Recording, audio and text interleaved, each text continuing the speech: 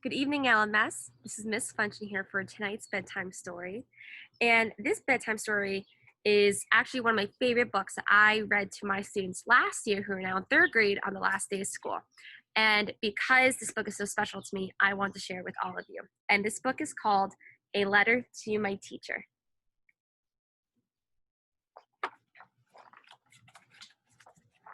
Here we go.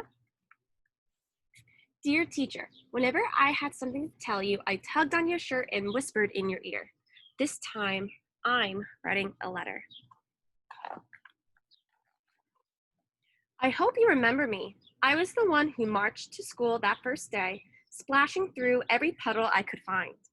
I wore a bright yellow raincoat and a dark, stormy frown, because for me, school meant sitting still and listening, two things I wasn't much good at.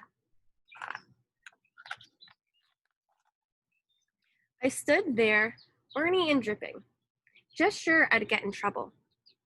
But instead, you grinned at me. Good morning, look at you, standing there like Mary Kingsley, just back from canoeing up the Orgu River. Who? I said. Where?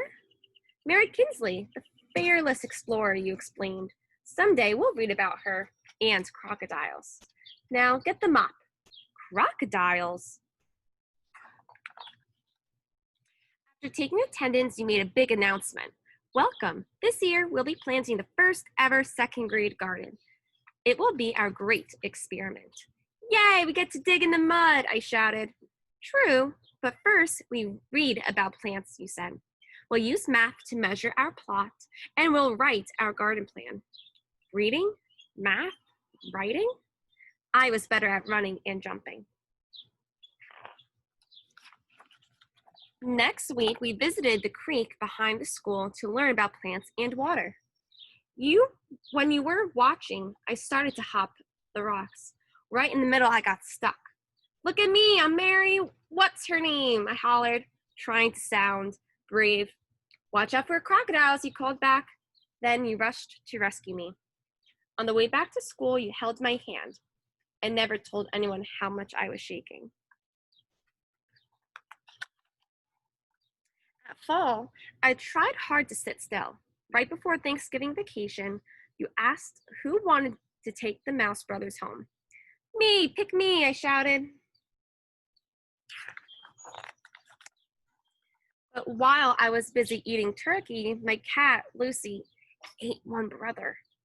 I bought a replacement mouse, except I just couldn't tell you. One day when we were cleaning their cage, you called me over to your desk and told me that we might have to change the brothers' names to Ma and Pa Mouse. You knew the whole time, I said, laughing. Might as well get used to it.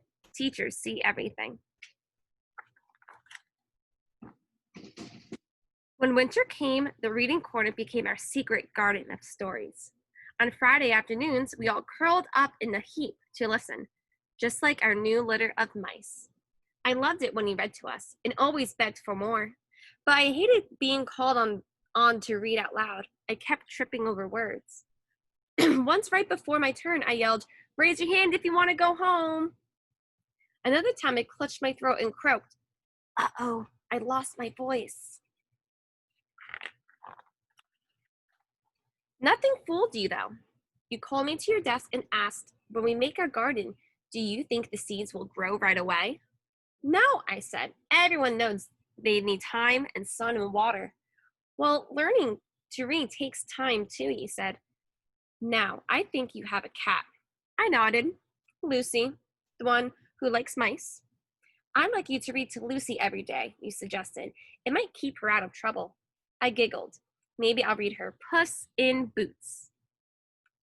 I practiced hard and you gave me extra help too. One day, you brought me a special book. I met a real author and he autographed it just for you, you said. I looked at the cover and sounded out the words. Wow, it's about her, that explorer, Mary Kingsley. You smiled. Next week, you can share it with the class. In March, we explored our town. We went on a field trip to an old house. It was full of history and secret stairways. When I slipped away to look for a hidden treasure in the root cellar, you and the whole class had to trudge down the old stone steps to find me. I think you even lost your patience that time. Exasperating was the word you used. I remember that because that night my mom helped me look it up in the dictionary.